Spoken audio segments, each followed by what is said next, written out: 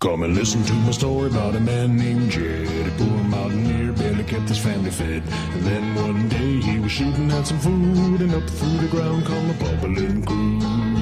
Oil, that is, black gold, Texas tea. Well, the first thing you know, old Jed's a millionaire. Kinfolk said, Jed, move away from there. Said, California is the place you ought to be. So they loaded up the truck and they moved to Beverly Hills, that is, swimming pools, movie stars, the Beverly Hillbillies.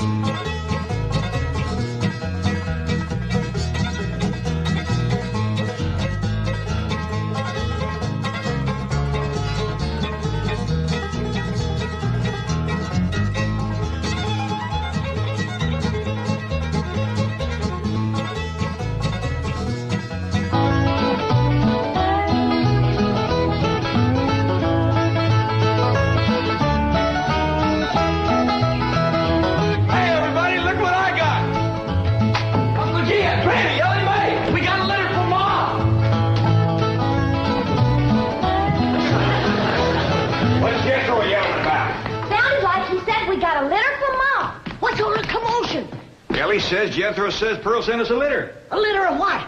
Did you hear what? No, but I bet you it's kittens. Kittens. Pearl's always trying to give away kittens.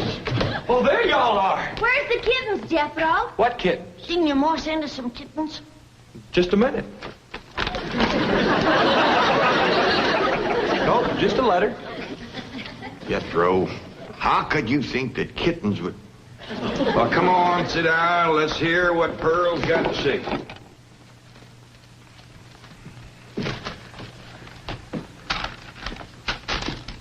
Dear son and kinfolk, I take pen in hand to say we are all fine back here.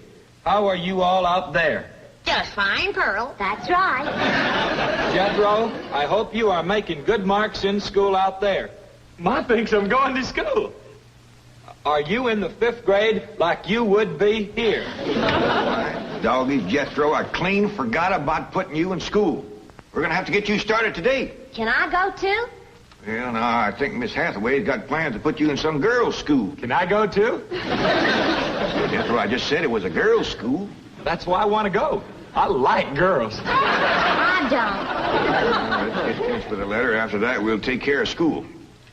Your sister, Jethrine, had a narrow escape. A city dude tried to take advantage of her. What does that mean, Paul? Well, that's, well, Granny will explain that to you later. Tell us more about the city dude, Jethro. His name is Jasper He. Jasper He? That's a funny name. Oh, there's a dot in there. His name is Jasper. He wears patent leather shoes and spats on them. Don't sound too neat, does he? He seen your sister at the cabin when I went there to keep an eye on it for Cousin Jed. I know what Pearl went there to keep an eye on. Mr. Brewster. Well, now, Granny, Pearl's a widow woman. She got a right to look. I ain't knocking it. I got my eyes open myself. At first, I thought the city dude worked for Mr. Brewster, so I drove back out to the cabin to give him a piece of my mind. I could put a bug in that Mr. Brewster's ear. Look out for feathers. Feathers? The more Pearl has her eye on a man, the more feathers she sticks in her hat. That's right. 3 and 8 came in flowing 2,000 barrels a day. And it looks like the new strike's going to be even better. There's no doubt about it. This is one of the richest pools we've ever hit. Yep, everything from here is good news.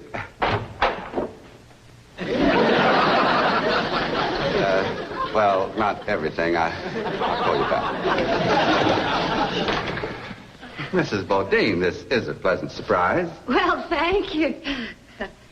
Although you might not think it's so pleasant when you hear what I have to say. Oh? One of them oil fellas working for you has made advances to my daughter. Made advances? Well, what would you call being picked up and carried off by brute force? Well, I'd call that making advances. What's his name? Jasper Depew. Jasper Depew. I ain't seen him myself, but from what Jeff Green tells me, he's a pretty slick article. Well. Oh, Mr. Brewster, You don't know how hard it is for two girls living alone like Jethrine and me. You see, my son Jethro's in California with Cousin Jed, leaving us no man to protect us. I'm a widow woman, you know. I guess wherever you have two unattached girls living alone, there's bound to be trouble. Especially when the girls are the kind that men call lookers. Did you say his name is Depew? Jasper Depew. Calls himself Jazzbo. Oh, Jethrine says he's a flashy dresser and a fancy talker and drives a sporty car. Regular big city dude. I guess Jethrine's kind of like me when it comes to tall, handsome city fellas. I'm just putty in their hands. Nope, no one by that name working for OK Oil. You mind if I look? Well, no, go right ahead. I'm bound and determined to find the rascal that trifled with the affections of my sweet, innocent, helpless baby girl. Ma! Jethrine, I thought I told you to stay in the buggy. I seen Jasper Depew coming. Here? Yes'm. Oh, well, thank goodness we got Mr. Brewster to protect us. Oh, there he is. Mr. Brewster throwed his arms around me and held me in his strong embrace. What's an embrace, Paul? Well, that's when folks kind of twine their arms around one another. You mean like wrestling? It's sort of like wrestling, except they ain't mad. It's like wrestling for fun. I reckon you could see that. Go on, Jethro. Then we heard a knock on the door, and we knowed it was Jasper He. Better look for that dot again. Oh, yeah. We knowed it was Jasper. He was there to get Jethrine. Her beauty had set his heart to burning with flaming desire. What's flaming desire, Paul?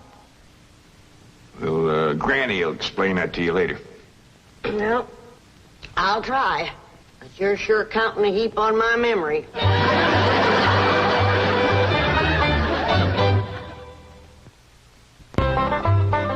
Read on with your Mo's letter there, Jethro. Yeah, it's getting good.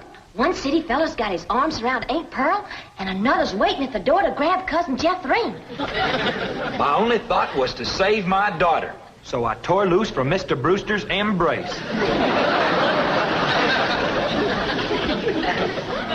I saw Jethrine heading for the door, so I quick throwed myself betwixt my child and danger. Sweet innocent Jethrine, not knowing better, let that rascal in.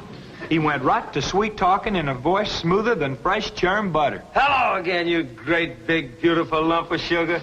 I brought you something all the way from Eureka Springs. Genuine orchids growed in a hothouse. And this lovely young girl must be your sister. I'm her ma.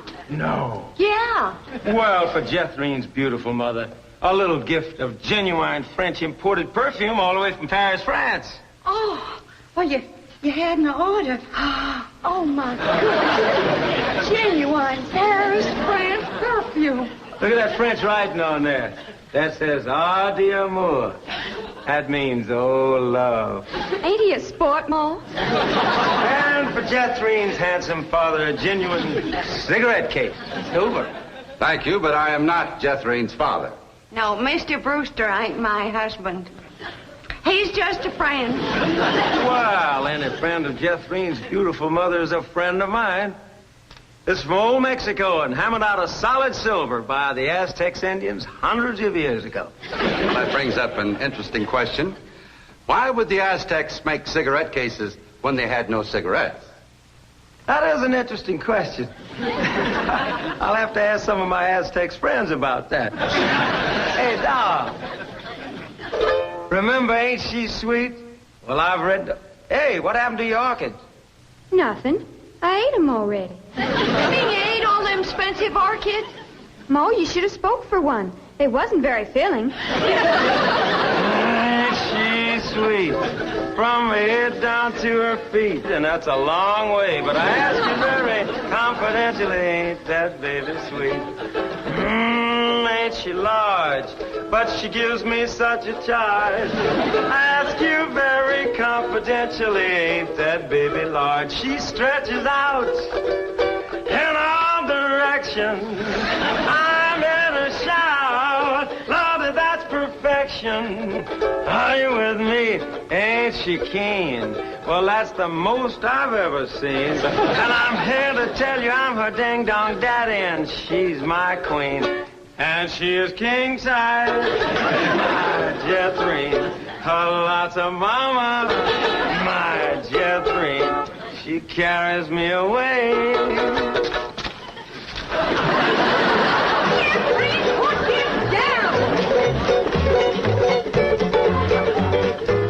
So your sister Jethrine has got herself a steady fella now. He says he is going to ask for her hand someday. I hope he will take the rest of her, too. Ha ha. Give my love to all and be a good boy. I am going out now to mail this letter and get some more feathers for my hat. As ever, your loving mother. Gee, sure nice to hear from Ma. They're nice here. Jethro, you and me's got to go right out and find a school and get you to going. Granny, you pack up a nice lunch for Jethro to tote along. How about a big mess of poke greens and chitlins with some pone and a big pot of sorghum to dip it in? Fine. Oh, Granny, it don't have to be that fancy. Some of the other boys here in Beverly Hills might not have it so good. They go to complaining to their folks. Let them complain. It ain't gonna hurt none to raise their standard a little. I'll get the truck up to Jay. Paul, please let me go with Jethro. I can help him fight if the big kids in the 5th grade goes to picking on him. I know for sure that Miss Hathaway has got other plans for your schooling. But with Jethro gone, I won't have nobody to play with. Oh, yes, you will. I just remembered something. Mr. Drysdale's stepson is coming home for Thanksgiving. And he's going to be living right next door. And you can play with him. Mr. Drysdale gave me some pictures of him. Here's some pictures of Sonny. That's what they call him, Sonny. He's been going through a lot of schools, and you ought to know some real good games to play. Ain't he something? Yeah, but what? Well, he's a boy. Are you sure? Ellie, just because he's wearing... Well, there's Jethro. Now, you keep thinking about how much fun you're going to be having with him right next door. You know, he does kind of favor that movie actor, Rudolph Valentino. Here's Jethro's lunch. I didn't have time to fix much, but it'll hold him till he gets home from school. I got a little surprise in there. I've been saving it for a special day, and I reckon this is it. What is it, Granny? Deviled hawk eggs. Doggies. Makes me wish I was going to school.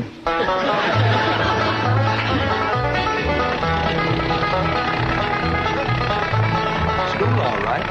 Millicent, Schuyler, and Potts. I reckon them 3 is the teachers. 3 teachers. Must be awful big school. I'll say. Well, let's go in there and get you started.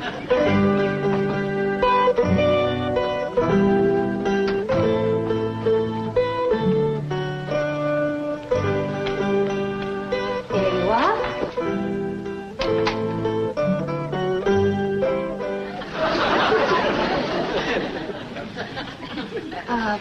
May I help you?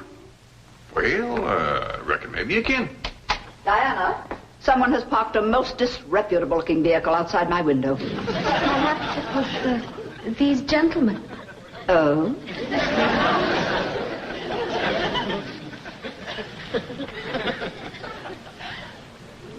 Yes? What is it you wish? Well, I'd like to get my nephew started into school.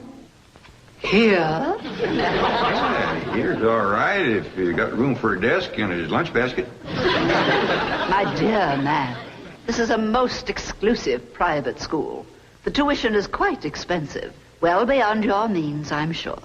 Does that mean it costs a lot of money? That is precisely what it means. Well, I can pay you if it ain't over $25 million. 25 million? Yes, ma'am, that's all I got.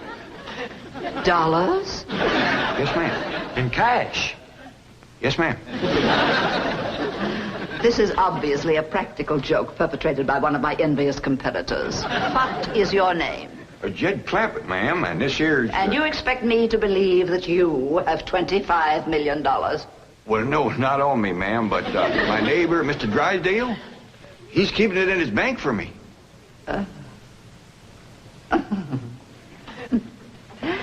Get me Milburn Drysdale at the Commerce Bank. You see, it just so happens that Mr. Drysdale holds the mortgage on this school, so we are very well acquainted. Hello. I'd like to speak with Now, if you wish to admit that this is a hoax and be on your way, we will forget the entire incident. Otherwise, you may be liable to some sort of action for invasion of private property and impersonating a millionaire. Mr. Drysdale is coming on the line now. Thank you. This is your last chance, Mr. Clampett. My next call will be to the police. Very well. Mr. Drysdale, Millicent Schuyler Potts here. Come in. Diana, tea for these gentlemen. Croppett? Oh, no, ma'am, Clampett. Diana, use the Spode tea set. Well, sit down. Just the two of us. Ellie Mae and Granny didn't come. Well, do make yourselves comfortable. Mr. Drysdale's exact words to me were, well, never mind his exact words. Apparently he values your friendship greatly, and Mr. Drysdale is a very important mortgage. Ma'am. Now then, shall we talk about your youngster who's entering our 5th grade? What is his name? Jethro Bodine. Bodine? Jethro. No, ma'am.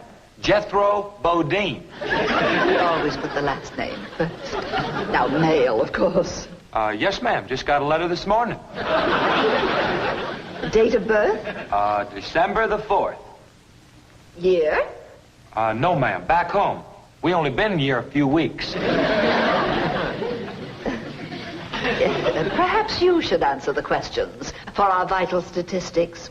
Now, we need to know the complete birth date, which in turn gives us the exact age. Now, we have December 4th, and judging from the fact that your nephew is entering the 5th grade, I would surmise that the year is 51 or 52. Am I correct?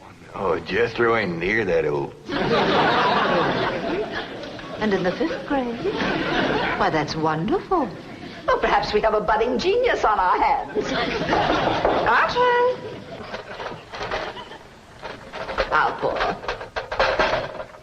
Oh, Diana, I'd like you to bring me one of our boys' uniforms to show these gentlemen. A 5th grade size. No, on second thought you'd better make it 3rd grade. He's younger than average. Mrs. Parker. We require that all of our students wear identical uniforms. It makes for less friction that way. Otherwise, the boys of millionaires are apt to be taunted by the really rich. I bet you Jethro will look right good in a uniform. He can't wait to be a soldier. Oh, yes, many a young lad is like that. However, our uniforms do not reflect any militaristic design. No, rather, we strive for something gay, attractive, and smart. Oh, there you are. Charming, isn't it? Now, you take this home and have Jethro wear it when he comes to school in the morning.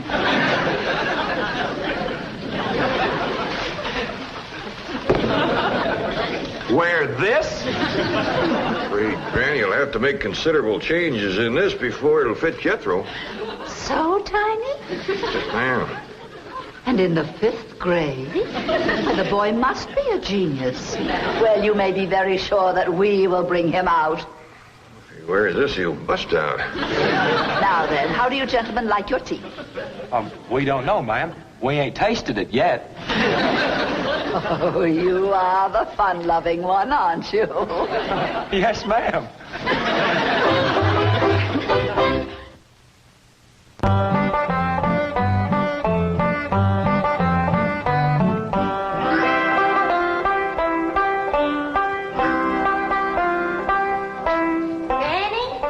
Jethro's school clothes. You want me to help let him out? Oh, well, thank you, Ellie, but let's see what has to be done. Maybe they fit him already. That's supposed to be a hat? I reckon so. What's that? Well, Jethro said it stands for Potts. Potts? That's the school he's going to. Pot school. Hell, he'll be learning a good trade. If there's something folks always needs, it's pots. Jethro can make you some dandy new ones once he catches on to it. Who in the Sam Hill is supposed to wear that? Well, Jethro, I reckon. Jethro couldn't have wore that at 3. Paul said it'd take some letting out. Letting out? There ain't enough seams in the whole world to let that out. How's it going, Granny? Are you getting my uniform already? Jethro Bodine? No, Granny. Over to school, it's Bodine Jethro. Ellie Mae, leave the room. Ain't you got no shame running around here in your underpants? Granny, these ain't underpants. They swimming trunks. You wrap that towel around you before I cut a switch. But, Granny, Miss Hathaway says... I don't care who says what. I'll be glad when your ma gets out here to take you in hand and to make you some school clothes. These things ain't never gonna fit. But, Granny, I gotta have these in the morning. It's a rule. All us kids over there's gotta wear these. And that coat, too. Yeah. I sure wish your ma was here with her sewing machine. Pearl's a whiz at making clothes. Now that you're going to be keeping company with Jazzbo Depew, you're going to need some nice clothes. I like the little feller, Ma. I'm glad, Jeffrey. But you got to stop picking him up all the time. He ain't heavy. That ain't the point. It don't look fitting for a girl to run around carrying a fella. All right. I won't pick him up anymore. Till we get married. Why would you pick him up then? To carry him over the threshold. You ain't supposed to carry him. He's supposed to carry... No, that's ridiculous. I declare, I don't know how I'm going to keep you in clothes the way you're shooting up. I start a new outfit, and by the time I get it stitched together, you've outgrown it. My new shoes is already too tight for my feet. Oh, them feet. If they get any bigger, you're going to have to go outside to turn around. My feet ain't as big as Jethro's. Well, of course not. He's a boy. Just think, your brother Jethro's going to school in Beverly Hills, California. Yeah. I'm homesick for to see him, Ma. Me too, Jethro. I'll bet your rich Uncle Jed has Jethro duded up like one of them actors in movie pictures. I can't understand these Beverly Hills schools. Wearing that uniform ain't gonna make you no smarter.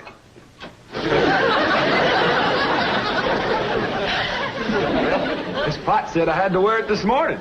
And she's the boss teacher.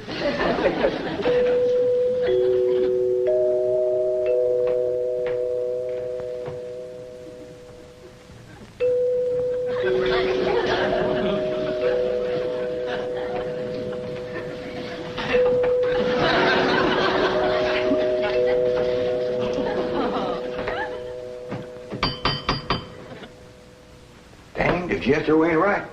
Every time that music plays, somebody comes to the door. Good morning. Surprise. Good morning, Miss Potts. I decided to come by and drive our diminutive genius to school myself. What? Your nephew, Jethro. Oh, yes, ma'am. Jethro! Come on down here. You got to ride to school. Well, that's mighty nice of you, ma'am. Oh, tut. I'm going to give the boy my personal special attention. I feel that when one... Well, howdy there, Miss Potts. You come to take me to school? You betcha she is. I want you to be a good boy and make good marks so your ma will be proud of you. This is your nephew? Ma'am, you met him yesterday, remember? Of course, he does look a mite different in his uniform. Granny had a time getting it to fit, but she done it. You are in the 5th grade? Oh, yes, ma'am. Just finished 3 years in the 4th. But I can't. It's impossible. Oh, that ain't nothing. He got through the 1st grade in only 2 years. Under no circumstances can I allow this. Well, say, here comes Mr. Drysdale. I reckon he's coming to see Jethro off to school. Come along, Jethro. Tippity-hop. This is the way we go to school. This is is the way we go to school. Here's Jethro's lunch. Oh, Jethro! You forgot your lunch. Now, Jethro, you share your grits and fat back with Miss Potts today.